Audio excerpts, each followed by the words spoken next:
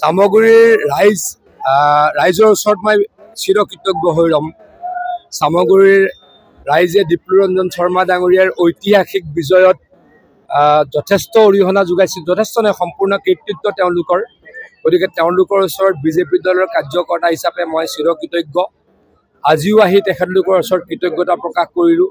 আজিও আহি তেখেতলোকৰ পৰা জানিব পাৰিলোঁ যে আগন্তুক যি পঞ্চায়তৰ নিৰ্বাচন অনুষ্ঠিত হৈছে বা হ'ব, তাত আমাৰ মিত্ৰজোঁটৰ সকলো প্ৰাৰ্থীক সামগুৰি ৰাইজে ভোট দিব আৰু কংগ্ৰেছ ইয়াৰ পৰা নাইকিয়া হৈ যাব।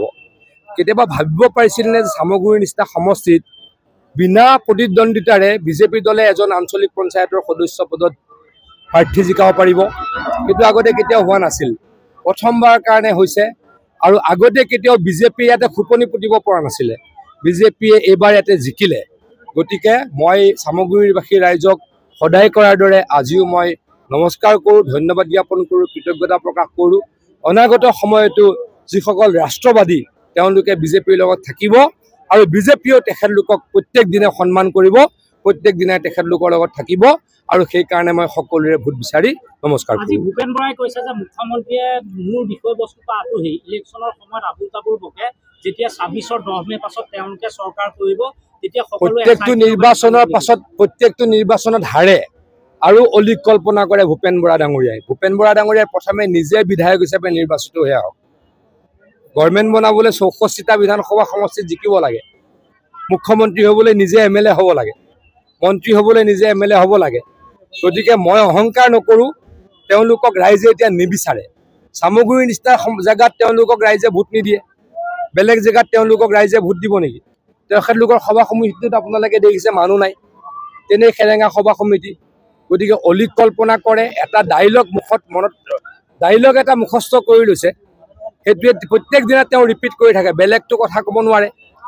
ইলেকশ্যনত ৰাভা হাছঙত কিয় হাৰিলোঁ বোলে, সৰু ইলেকশ্যন আমি নগ'লোৱেই।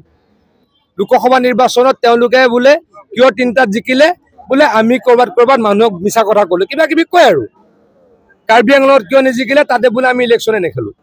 পঞ্চায়তৰ পাছত ক'ব আমি কি কৰিলোঁ বোলে, আমি মানুহক ভয় ভাবুকি দিলোঁ। ইয়াত কোনোবা ভয় ভাবুকি দি মানুহ আনিব পাৰি নেকি? সামগুৰিত ভয় ভাবুকি দি, কাউৰীমাৰীত ভয় ভাবুকি দি কোনোবা মানুহক মিটিঙলৈ আনিব পাৰি নেকি? কিন্তু তেওঁলোকে এটা উত্তৰ বনাই ৰাখিছে, ভয় ভাবুকিৰে বিজেপি আৰু AGP বা UPPL ৰাভা যৌথ মঞ্চ গণশক্তি জিকিল, এটা বাক্য এটা বনাই ৰাখিছে। তাৰ পাছত আকৌ বিধানসভা নিৰ্বাচনত জিকিম বুলি কয়। চিৰিয়েলি প্ৰত্যেকটো ইলেকশ্যনত হাৰে আৰু বিধানসভা নিৰ্বাচনত জিকিম বুলি কয়। এয়া অলিক কল্পনা। তেওঁলোকক মই প্ৰথমে অনুৰোধ কৰিম, আহ্বান জনাম, মই বিনম্ৰতাৰে কৈছোঁ, প্ৰথমে বিধায়ক হৈ আহক, তাৰ পাছত কোন মুখ্যমন্ত্ৰী হ'ব, কোন চৰকাৰ বনাব, কাৰ বিৰুদ্ধে SIT গঠন কৰিব, সেইবিলাক কথা তেতিয়া আহিব। অলিক কল্পনা কৰি সপোন দেখি লাভ নাই।